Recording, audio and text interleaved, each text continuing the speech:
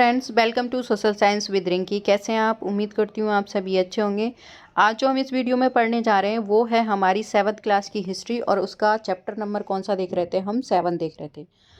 6 chapter हम complete कर चुके हैं। जिस किसी ने भी नहीं देखे हैं वो प्लेलिस्ट में जाके आप कंप्लीट कर सकते हैं, उन चैप्टरों को देख सकते हैं। और चैनल को लाइक और सब्सक्राइब करना ना भूलें। तो स्टार्ट करते हैं।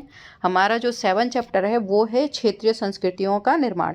ये जो चैप्टर है आपकी नई एनसीईआरटी के अकॉर्डिंग है, क्योंकि नई एनसीईआरटी के अकॉर्डिंग आपका जो सिलेबस है अपडेट हुआ है, उसमें कुछ चैप्टर आपके हटा दिए गए हैं या मर्ज कर दिए गए हैं। ठीक है।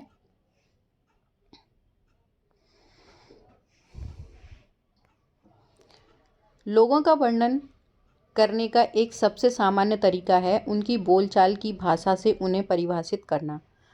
जब हम किसी व्यक्ति को तमिल या उड़िया कहते हैं तो आमतौर पर इसका अर्थ होता है कि वह तमिल अथवा उड़िया भाषा बोलता है और तमिलनाडु या उड़ीसा में रहता है।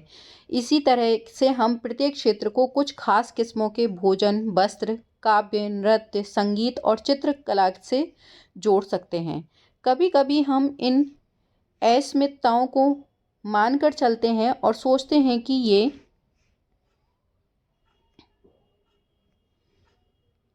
युग युगांतरों से अस्तित्व में हैं, किंतु भिन्न भिन्न क्षेत्रों के बीच विभाजक सीमाओं में बनने में समय की भूमिका रही है।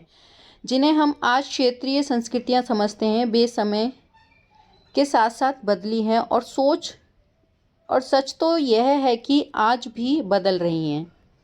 कि ऐसा नहीं है कि ये मतलब पहले वैसी ही थी, जैसे आज है वैसी, ये टाइम के साथ क्या है, बदलती रही हैं।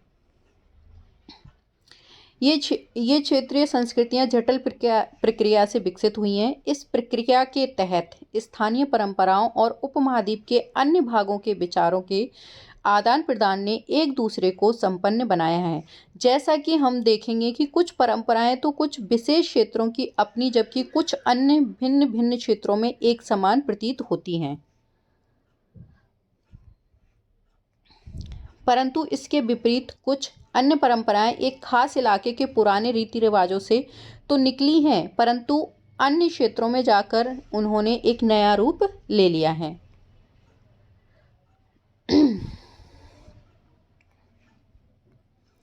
चेर और मलयालम भाषा का विकास।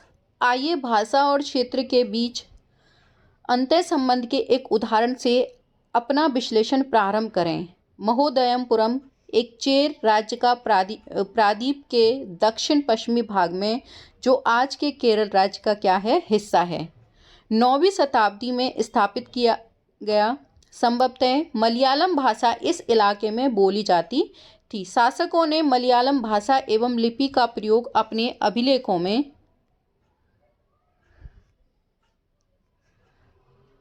किया। वस्तुतः इस भाषा का प्रयोग उपमहाद्वीप के सरकारी अभिलेखों में किसी क्षेत्रीय भाषा के प्रयोग के सबसे पहले उदाहरणों में से एक है। यहाँ जो ऊपर आपको ये अभिलेख दिखाया गया है, ये आपका मलयालम में रचित आरंभिक केरल का एक अभिलेख है। ये जो लैंग्वेज लिखी हुई है आपकी, मतलब जो है वो कौन सी है, मलयालम में।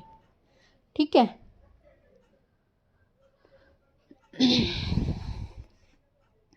साथ साथ चेर लोगों ने संस्कृत की परंपराओं से भी बहुत कुछ ग्रहण किया। केरल का मंदिर रंगमंच, जिसकी परंपराएं इस युग तक खोजी जा सकती हैं, संस्कृत के महाकाव्यों पर आधारित था। मलयालम भाषा की पहली साहित्यिक कृतियां, जो लगभग 12वीं शताब्दी की बताई जाती हैं, प्रत्यक्ष रूप से संस्कृत की ऋणी हैं। यह भी एक काफ़ी रोचक तथ्य है कि 14वीं शताब्दी का एक ग्रंथ लीला तिलकम, जो व्याकरण तथा काव्यशास्त्र विषयक है, मणिप्रबलम शैली में लिखा गया है। कि मतलब इसकी शैली जो है वो कौन सी है, मणिप्रबलम। कौन से ग्रंथ की बात हो रही है, लीला तिलकम की। मणिप्रबलम का शाब्दिक अर्थ होता है हीरा और मूंगा, जो यहाँ दो भाषाओं संस्कृत तथा क्षेत्रीय भाषा के साथ साथ प्रयोगों की ओर संकेत करता है। यहाँ ये जो दूसरी पिक्चर आपको दिख रही है, ये है आपके बालभद्र, सुभद्रा और जगन्नाथ की लघु मूर्तियाँ हैं। वो जो तालपत्र की जो पांडुलिपियाँ हैं उस पर उकेरी गई हैं। ये उड़ीसा की ताड़पत्र की, जिसने हम बात पढ़ते आ रहे हैं ना अब तक, जो हमने पढ़ी हैं वो। ठीक है। तो ये क्या है, ये पिक्चर बालभद्र, सुभद्रा और जगन्नाथ की लघु मूर्तियां हैं जो तालपत्र की पांडुलिपि है, उड़ीसा से मिला है ये हमें। शासक और धार्मिक परंपराएं। जगन्नाथी संप्रदाय अन्य क्षेत्रों में क्षेत्रीय संस्कृति, क्षेत्रीय धार्मिक परंपराओं से विकसित हुई थी। इस प्रक्रिया का सर्वोत्तम उदाहरण है पुरी। उड़ीसा में जगन्नाथ का संप्रदाय, जिसे जगन्नाथ का शाब्दिक अर्थ है दुनिया का मालिक, जो विष्णु का पर्यायवाची है कि जगन्नाथ का मीनिंग क्या है कि दुनिया का मालिक, और उसे विष्णु का ही पर्यायवाची माना जाता है। आज तक जगन्नाथ की काष्ठ प्रतिमा स्थानीय जनजाति लोगों द्वारा बनाई जाती है, जिससे यह तात्पर्य निकलता है कि जगन्नाथ मूलतः एक स्थानीय देवता थे, उन्हें आगे चलकर विष्णु का रूप मान लिया गया। 12वीं शताब्दी में गंग वंश के एक अत्यंत प्रतापी राजा अंतःवर्मन ने पुरी में पुरुषोत्तम जगन्नाथ के लिए एक मंदिर बनवाने का निश्चय किया। उसके बाद 1230 में राजा अनंग भीम तृतीय ने अपना राज्य पुरुषोत्तम जगन्नाथ को अर्पित कर दिया और स्वयं को जगन्नाथ का प्रतिनिधि नियुक्त किया। प्रतिनिधि मतलब एक तरह से प्रतिनियुक्त कर लिया, मतलब एक तरह से प्रतिनिधि। ठीक है, यहाँ जो ये टेम्पल आपको दिखाई दे रहा है, ये जगन्नाथपुरी का ही टेम्पल है। ये जो मंदिर दिख रहा है यहाँ पे, ये जगन्नाथपुरी का ही टेम्पल है। ठीक है,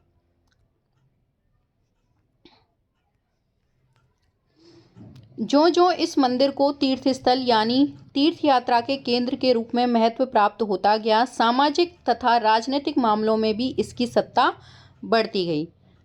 जिन्होंने भी उड़ीसा को जीता, जैसे मुगल, मराठे और अंग्रेज, ईस्ट इंडिया कंपनी, सबने इस मंदिर पर अपना आक्रमण स्थापित करने का प्रयत्न किया। क्योंकि उस टाइम रीजन क्या था कि जो मंदिर थे उनमें बहुत ज़्यादा, मतलब आपको एक कह सकते हैं इकोनॉमिकली बहुत स्ट्रांग थे मंदिर, मतलब बहुत ज़्यादा। तो जो भी मतलब यहाँ पर मतलब एक पावर का केंद्र माना जाता था, इसीलिए ये लोग मंदिरों पर अटैक करते थे।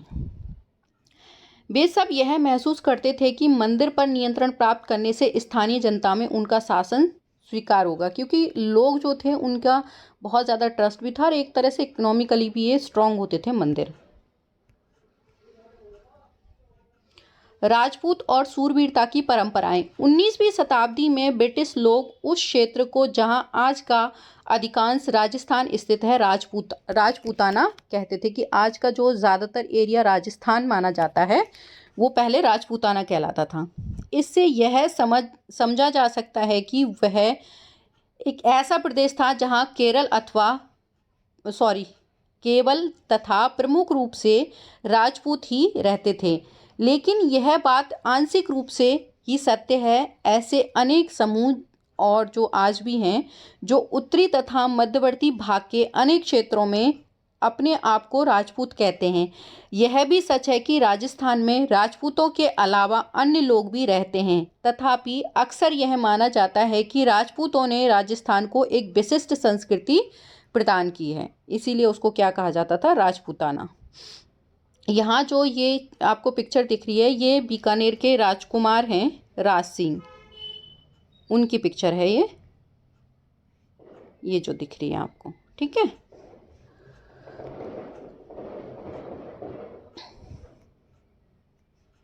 ये सांस्कृतिक परंपराएं वहाँ के शासकों के आदर्श तथा अभिलाषाओं के साथ घनिष्ठता से जुड़ी हुई थी। लगभग 18वीं शताब्दी से आज के राजस्थान के अधिकांश भागों पर विभिन्न परिवारों के राजपूत राजाओं का शासन रहा।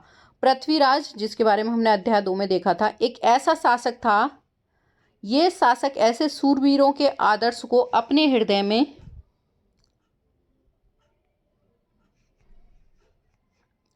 संजोए रखते थे, जिन्होंने रण क्षेत्र में बहादुरी से लड़ते हुए अक्सर मृत्यु का वरण किया था। वरण मतलब मृत्यु को गले लगाया था, मगर पीठ नहीं दिखाई। राजपूत शूरवीरों की कहानियां काव्यों और कविताओं में सुरक्षित हैं। ये विशेष रूप से प्रशिक्षित चारण भाट कौन होते थे, जो गाना गा गा के इनकी कहानियां सुनाते थे, मतलब राजा महाराजाओं की वीरता की कहानियां, मतलब द्वारा गाई जाती थी। ये काव्य एवं गीत ऐसे सूरवीरों की स्मृति से सुरक्षित रखते हैं और उनसे यह आशा की जाती है कि वे अन्य जनों को भी उन सूरवीरों का अनुसरण करने के लिए प्रेरित एवं प्रोत्साहित करें। साधारण जन भी इन कहानियों से आकर्षित होते थे। इन कहानियों में अक्सर नाटकीय स्थितियाँ और स्वामी भक्ति, मित्रता, प्रेम, सौहार्द, शौर्य, क्रोध आदि प्रबल संवेगों का चित्रण होता था।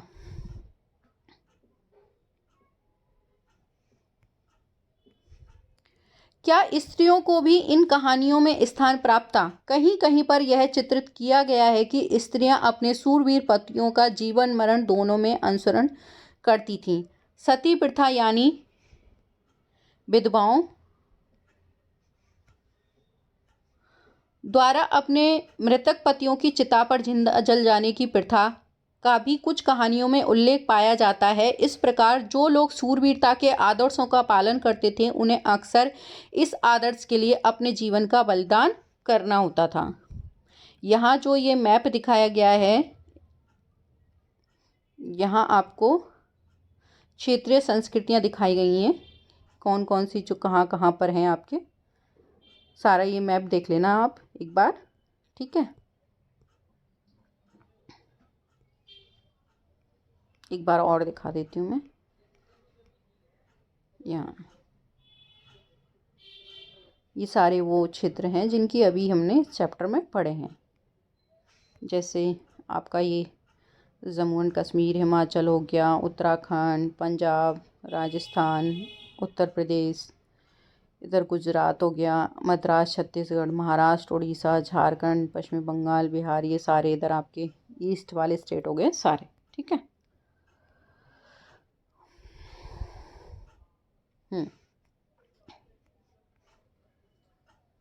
क्षेत्रीय सीमांतों से परे कथक नृत्य की कहानी। यदि सूरवीरता की परंपराएं भिन्न भिन्न क्षेत्रों में भिन्न भिन्न रूपों में मिल सकती हैं, तो नृत्य के विषय में भी यही सच है। आइए नृत्य के एक रूप कथक के इतिहास को देखें। यह नृत्य शैली उत्तर भारत के अनेक भागों से जुड़ी है। तो ये मोस्टली कहाँ से जुड़ी है? उत्तर भारत के भागों से। कथक शब्द कथा शब्द से निकला है, जिसका प्रयोग संस्कृत तथा अन्य भाषाओं में कहानी के लिए किया जाता है। कथक मूल रूप से उत्तर भारत के मंदिरों में कथा यानी कहानी सुनने वालों की एक जाति थी। तो इसको अंडरलाइन कर लेना कि मूल रूप से क्या थी, कि वो कहानी सुनाने वाले जो लोग होते थे उनकी एक मूल जाति होती थी।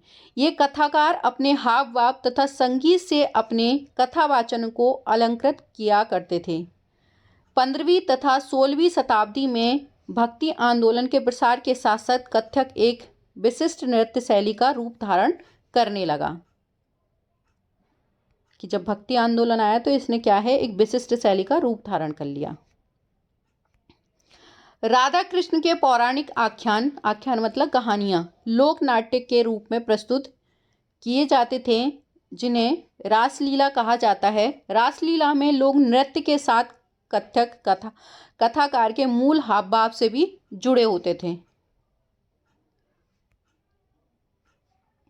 मुगल बादशाहों और उनके अभिजातों के शासनकाल में कथक नृत्य राज दरबार में प्रस्तुत किया जाता था, जहां इस नृत्य ने वर्तमान अभिलक्षण अर्जित किए और वह एक विशिष्ट नृत्य शैली के रूप में विकसित हो गया। आगे चलकर यह दो परंपराएं अर्थात घरानों में फला फूला, राजस्थान जो आज के टाइम में जयपुर है, मतलब जयपुर उस मतलब राजस्थान का जो जयपुर वाला हिस्सा के राज दरबारों में और लखनऊ में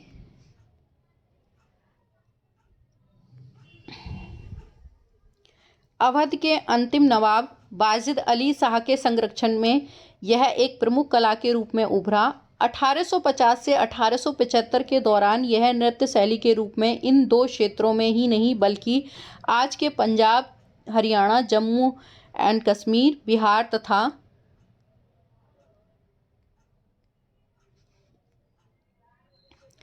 मध्य प्रदेश के निकटवर्ती इलाकों में भी पक्के तौर पर संस्थापित हो गया। इसकी प्रस्तुति में क्लिष्ट तथा द्रुत पद संचालन, उत्तम वेशभूषा तथा कहानियों के प्रस्तुतिकरण एवं अभिनय पर जोर दिया जाने लगा। एक बार ऊपर देख लेते हैं, ये जो पिक्चर दिखाई गई है, ये आपको जो पिक्चर दिख रही है, ये नृत्य की जो कक्षा है उसका लक्ष्मण मंदिर है खजुराहो का, उसमें दिखाई गई है कि ये नृत्य की मुद्राएं दे रखी हैं आपको, मतलब ये वहाँ की खजुराहो के जो लक्ष्मण मंदिर है उसमें है ये सारी। ठीक है।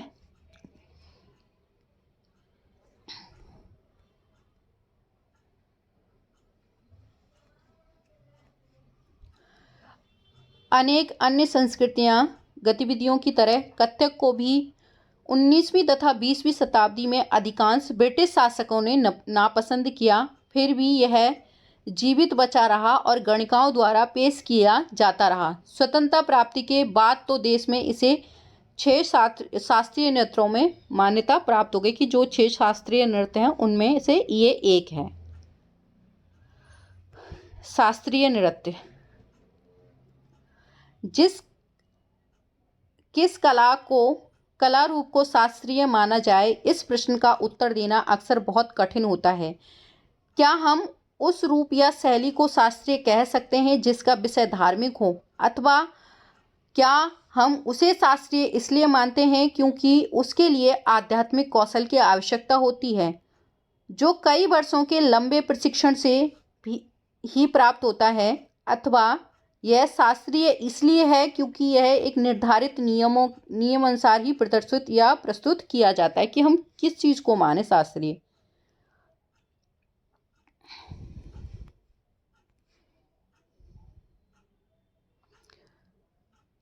और उसमें विभिन्नताओं के प्रोत्साहन नहीं दिया जाता। ये ऐसे प्रश्न हैं जिन पर हमें विचार करने की आवश्यकता है। यह भी स्मरणीय है कि बहुत से ऐसे नृत्य रूपों में जिन्हें लोक नृत्य की श्रेणी में रखा गया है, वे विशिष्टताएं पाई जाती हैं जिन्हें शास्त्रीय रूपों में एक विशिष्ट लक्षण बताया जाता है। यद्यपि शास्त्रीय विशेषण का प्रयोग उन कला रूपों की श्रेष्ठता का सूचक हो सकता है, फिर भी यह हमेशा शब्दतः सही नहीं होता।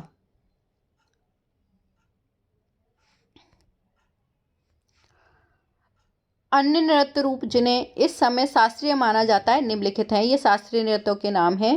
पहला है भरतनाट्यम, तमिलनाडु में होता है ये। कथकली केरल में। उड़ीसा में। कुचिपुड़ी आंध्र प्रदेश में। मणिपुरी मणिपुर में।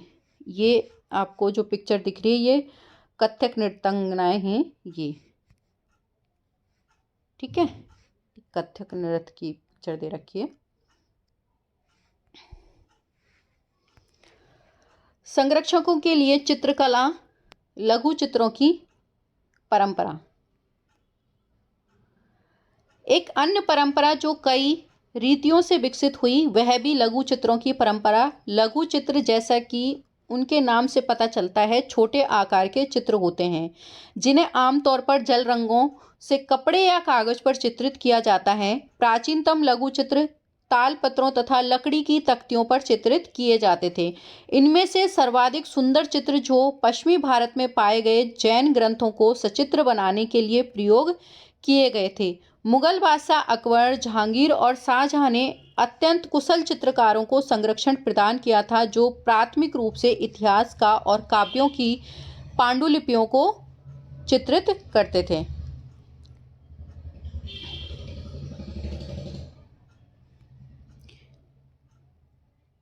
ये पांडुलिपियां आमतौर पर चटक रंग में चित्रित की जाती थीं और उनमें दरबार के दृश्य, लड़ाई और शिकार के दृश्य और सामाजिक जीवन के अन्य पहलू चित्रित किए जाते थे। अक्सर उपहार के तौर पर भी इन चित्रों का आदान प्रदान किया जाता था और ये कुछ गिने चुने लोगों, बादशाहों और उनके घनिष्ठ जनों द्वारा ही देखे जा सकते थे। यहाँ जो ये पिक्चर दिख रही है आपको, ये आपका जो लघु चित्र का ही है। एक शिकार के दौरान आराम करते हुए अकबर और मुगलों का एक लघु चित्र है कि ये शिकार के टाइम पे गए होंगे और उसके बाद ये इनकी सेना वगैरह ये सब लोग क्या कर रहे हैं, आराम कर रहे हैं। ये सब दिखा रखा ना, पेड़ के नीचे कोई कहाँ बैठा हुआ है, कोई कहाँ, तो उस टाइम पे ये। ठीक है।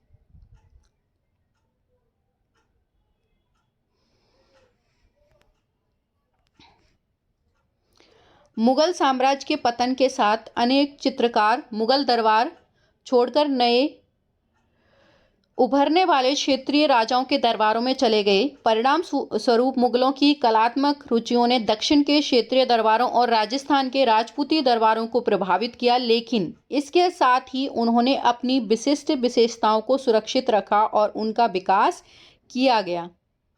विकास भी किया। मुगल उदाहरणों का अनुसरण करते हुए शासकों तथा उनके दरबारियों के दृश्य चित्र किए जाने लगे थे।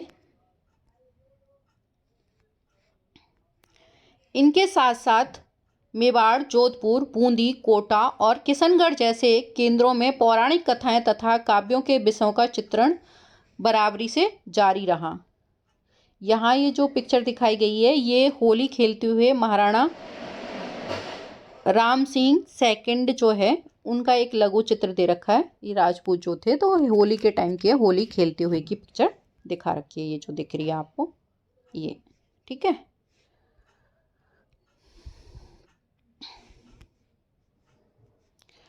ऐसा ही एक अन्य क्षेत्र था आधुनिक हिमाचल प्रदेश के इर्द गिर्द हिमालय की तलहटी का इलाका। 17वीं शताब्दी के बाद वाले वर्षों में इस क्षेत्र में लघु चित्र की एक हासपूर्ण एवं भाव प्रवण शैली का विकास हो गया, जिसे बसौली शैली कहा गया। इसको अंडरलाइन कर लेना, बसौली।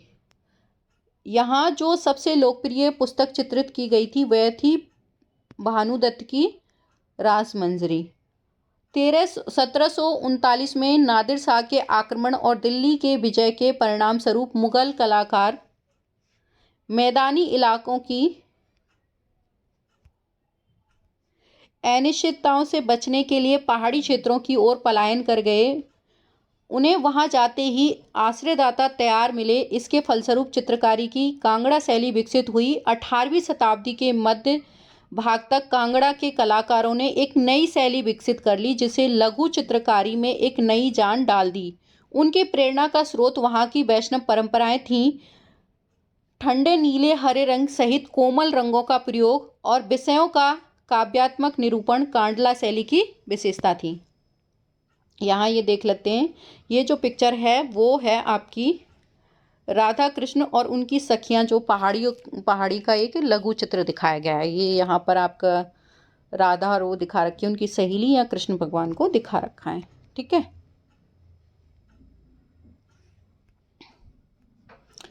स्मरण रहे कि साधारण स्त्री पुरुष भी बर्तनों, दीवारों, कपड़ों, फर्श आदि पर अपनी कलाकृतियां चित्रित करते थे। कला के इन नमूनों में से कुछ भी बच पाते हैं।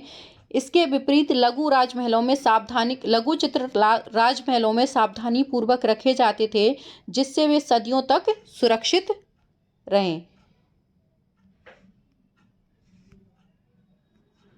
बंगाल नज़दीक से एक नज़र, एक क्षेत्रीय भाषा का विकास। जैसा कि हमने प्रारंभ में देखा था, हम अक्सर क्षेत्रों के नाम वहां के निवासियों द्वारा बोली जाने वाली भाषा के अनुसार निर्धारित करते हैं। इसलिए हम यह मान लेते हैं कि बंगाल में लोग हमेशा बंगाली या बंगला ही बोलते थे। किंतु यह एक दिलचस्प बात है कि आज बंगाली संस्कृत से निकली हुई भाषा मानी जाती है। प्रारंभिक ईसा पूर्व प्रथम शताब्दी के मध्य भाग संस्कृत ग्रंथों के अध्ययन से यह पता चलता है कि बंगाल के लोग संस्कृत में उपजी हुई भाषाएं नहीं बोलते थे। तो फिर नई भाषाओं का उद्भव कैसे हुआ? यहाँ ये जो पिक्चर आपको दिख रही है वो क्या है? सबसे पहली बंगाली रामायण के तालपत्र की एक पांडुलिपि दिखा रखी है। बंगाली में लिखी हुई रामायण का एक तालपत्र है, उसकी वो पिक्चर है ये, ठीक है। पांडुलिपि तालपत्र पर लिखी गई थी ये। ईसा पूर्व चौथी तीसरी शताब्दी से बंगाल और मध्य जो दक्षिणी बिहार के बीच वाणिज्य संबंध स्थापित होने लगे थे, जिसके कारण संभवतः संस्कृत का प्रभाव बढ़ता गया होगा। 4वीं शताब्दी के दौरान गुप्त वंशीय शासकों ने उत्तरी बंगाल पर अपना राजनीतिक नियंत्रण स्थापित कर लिया और वहां ब्राह्मणों को बसाना शुरू कर दिया। इस प्रकार गंगा की मध्य घाटी के भाषाई तथा सांस्कृतिक प्रभाव अधिक प्रबल हो गए और 17वीं शताब्दी में चीनी यात्री होनसियांग ने यह पाया कि बंगाल में सर्वत्र संस्कृत से संबंधित भाषाओं का प्रयोग हो रहा था। 18वीं शताब्दी ने से पाल शासकों के अंतर्गत एक क्षेत्रीय राज का उद्भव हो गया। 14वीं से 16वीं शताब्दी के बीच बंगाल पर सुल्तान का शासन रहा, जो दिल्ली में स्थित शासकों से स्वतंत्र थे, जिनके बारे में हमने अध्याय 3 में पढ़ा था। 1586 में जब अकबर ने इस प्रदेश जो बंगाल को जीत लिया था, तो उसे सूबा माना जाने लगा। उस समय प्रशासन की भाषा तो फारसी थी, लेकिन बंगाली एक क्षेत्रीय भाषा के रूप में विकसित हो रही थी।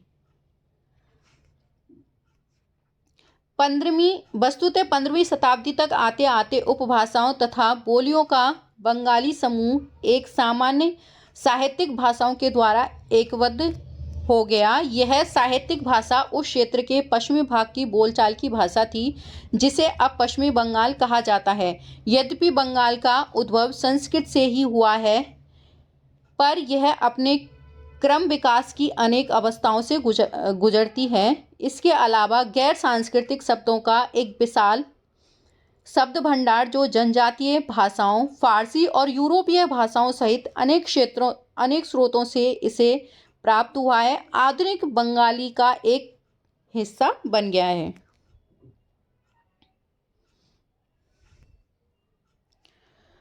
बंगाली के प्रारंभिक साहित्य को 2 श्रेणियों में बांटा जा सकता है। एक श्रेणी संस्कृत की श्रेणी है और दूसरी इससे स्वतंत्र है।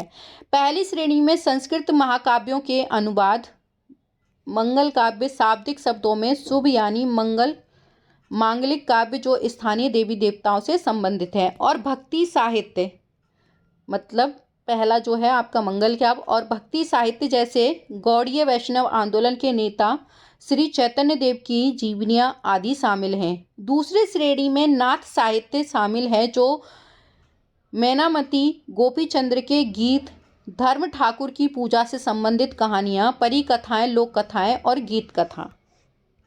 कथा गीत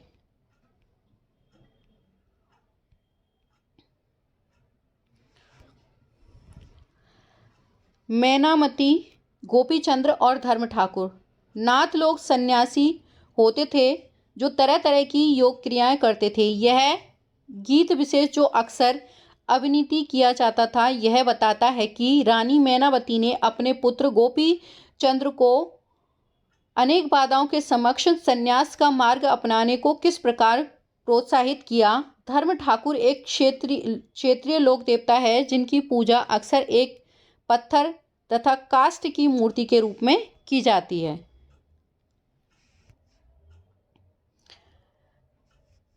पहली श्रेणी के ग्रंथों का काल निर्माण करना अपेक्षाकृत सरल है, क्योंकि ऐसी अनेक पांडुलिपियां पाई जाती हैं जिनमें यह इंगित किया गया है कि इनकी रचना 15वीं शताब्दी के उत्तरार्ध और 18वीं शताब्दी के मध्य के बीच की गई। दूसरी शताब्दी की कृतियां मौखिक रूप से कही सुनी जाती थीं, इसलिए इनका काल निर्माण सही नहीं किया जा सकता। वे खास तौर पर पूर्वी बंगाल में लोकप्रिय थीं, जहां ब्राह्मणों का प्रभाव अपेक्षाकृत कम था।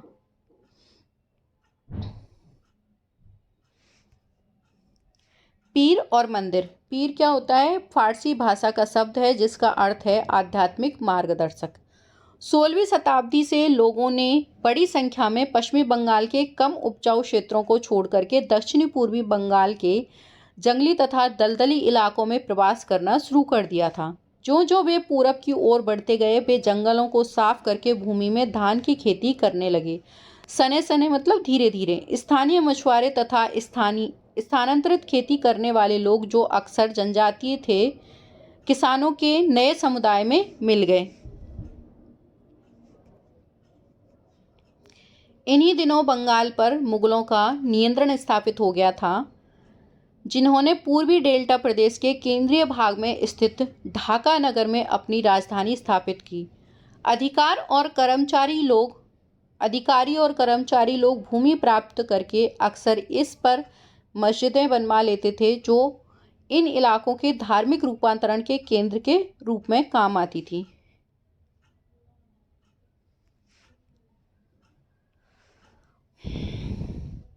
प्रारंभ में बाहर से आकर यहाँ बसने वाले लोग इन अस्थिर परिस्थितियों में रहने के लिए कुछ व्यवस्था तथा आश्वासन चाहते थे। वे सुख सुविधाएं तथा आश्वासन उन्हें समुदाय के नेता ने प्रदान की थी। ये नेता शिक्षित शिक्षकों और निर्णायकों की भूमिका भी अदा करते थे। कभी कभी ऐसा समझा जाता था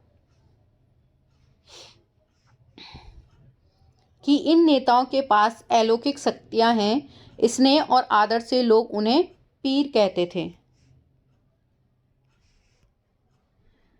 जीववाद क्या होता है? यह माना जाता है कि जो पेड़ पौधों तथा जड़ वस्तुओं और प्राकृतिक घटनाओं में भी क्या होती है? जीवात्मा। इस पीर श्रेणी में संत या सूफी और अन्य धार्मिक महानुभाव, साहसी औपनिवेशी, देवत्व प्राप्त सैनिक एवं योद्धा, विभिन्न हिंदू एवं बौद्ध देवी देवता और यहाँ तक कि जीवात्माएं भी शामिल थे। पीरों की पूजा पद्धतियाँ बहुत ही लोकप्रिय हो गई थी। उनकी मज़ारें बंगाल में सर्वत्र पाई जाती हैं। बंगाल में 15वीं शताब्दी के बाद वाले वर्षों में मंदिर जाने का दौर जोरों पर रहा, जो 19वीं शताब्दी में आकर समाप्त हो गया। हमने देखा है अध्याय 2 कि मंदिरों तथा अन्य धार्मिक भवन अक्सर उन व्यक्तियों या समुदायों द्वारा बनाए जाते थे जो शक्तिशाली बन रहे थे। वे इनके माध्यम से अपनी शक्ति तथा भक्ति भाव का प्रदर्शन करना चाहते थे।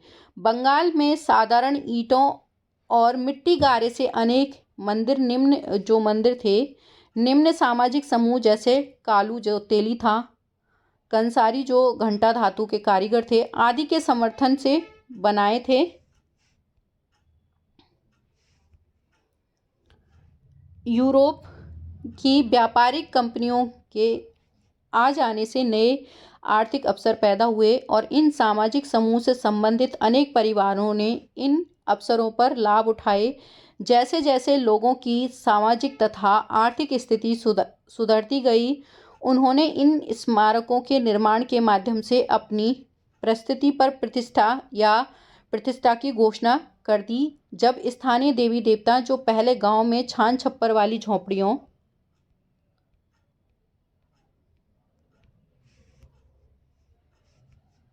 में पूजे जाते थे को ब्राह्मण द्वारा मान्यता प्रदान कर दी गई और उनकी प्रतिमाएं मंदिर में स्थापित की जाने लगी।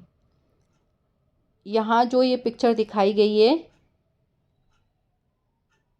एक मिनट पहले इनको देख लेते हैं। यहाँ जो नीचे 2 पिक्चर दिखा रखे हैं, चित्र 11 जो बाएं हैं और 12 जो दाएं हैं। एक जो है 2 चाला छप्परदार झोंपड़ी है और दूसरी एक चौचाला मंदिर है। ठीक है,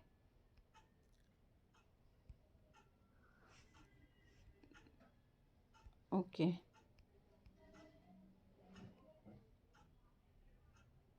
ये तो आपका हो गया चौचाला, ठीक है, और ये 2 चाला, मतलब इसके 2 पार्ट दिख रहे हैं, मतलब ठीक है, इसमें चारों तरफ है। और ये जो पिक्चर है ये गोपियों के साथ कृष्ण श्यामपुर मंदिर में पक्की मिट्टी की एक पट्टिका है, ये वाली, ठीक है, ये दिख रहा है ना, कान्हा जी को आप दिख रहे हैं, ये गोपियाँ वगैरह इस तरह से पिक्चर बनाई गई थी, लघु चित्र वो है ये।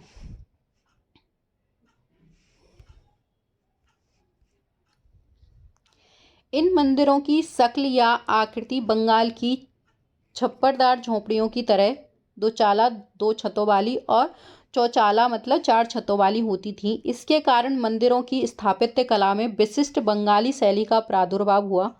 अपेक्षाकृत अधिक जटिल चौचाला यानी 4 छतों वाली ढांचे में 4 त्रिकोणीय छतें 4 दीवारों पर रखी जाती थी। इसके ऊपर तिर्यक रेखा एक बिंदु तक जाती थी। मंदिर आमतौर पर एक वर्गाकार चबूतरे पर बनाए जाते थे। इनके भीतरी भाग में कोई सजावट नहीं होती थी, लेकिन अनेक मंदिरों की बाहरी दीवारें चित्रकारियों, सजावटी टाइलें तथा मिट्टी की पट्टिकाओं से सजी होती थीं। कुछ मंदिरों में, विशेष रूप से पश्चिमी बंगाल के पाकुर जिले में विष्णु मंदिर में, ऐसी सजावटें अत्यंत उत्कृष्ट कोटि तक पहुंच चुकी थी।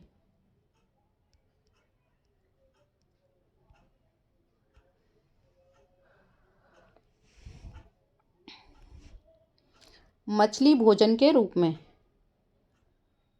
परंपरागत भोजन संबंधी आदतें आमतौर पर स्थानीय रूप से उपलब्ध खाद्य पदार्थों पर निर्भर करती हैं। बंगाल एक नदीय मैदान है जहां मछली और धान की उपज बहुतायत से होती है, इसलिए यह स्वाभाविक है कि इन दोनों वस्तुओं को गरीब बंगालियों की भोजन सूची में भी प्रमुख स्थान प्राप्त है। मछली पकड़ना वहाँ का प्रमुख धंधा रहा है। बंगाली साहित्य में मछली का स्थान पर उल्लेख मिलता है। इससे ज़्यादा और क्या होगा कि मंदिर और बौद्ध विहारों की दीवारों पर जो मिट्टी की पट्टिकाएं लगी हैं उनमें भी मछलियों को साफ करते हुए तथा टोकरियों में भरकर बाजार ले जाते हुए दिखाया गया है। ये जो ऊपर पिक्चर दिख रही है वो घरेलू उपयोग के लिए मछली तैयार करते हुए एक लक्ष्मी मंदिर से पकी मिट्टी का एक फलक आराम यहाँ ये देखो, इसके हाथ में मछली दिख रही है ना, इसको साफ करते हुए बाजार ले जाने के लिए वो दिखा रखा है। ब्राह्मणों को सैमासिक भोजन करने की अनुमति नहीं थी, लेकिन स्थानीय आहार में मछली की लोकप्रियता को देखते हुए ब्राह्मण धर्म के विशेषज्ञों ने बंगाली ब्राह्मणों के लिए इस निषेध में ढील दे दी और ब्रह्म धर्म पुराण, जो बंगाल में रचित 13वीं शताब्दी का संस्कृत ग्रंथ है, ने स्थानीय ब्राह्मणों को कुछ खास किस्म की मछली खाने की क्या दे दी थी, अनुमति दे दी थी कि ब्राह्मण भी खा सकते हैं लेकिन कुछ खास किस्म की मछलियों को ही खा सकते हैं। तो ये हमारा चैप्टर कंप्लीट हो गया है। इसके क्वेश्चन आंसर हम नेक्स्ट वीडियो में देखेंगे। तो मिलते हैं एक नए वीडियो में एक नए टॉपिक के साथ। Thank you so much.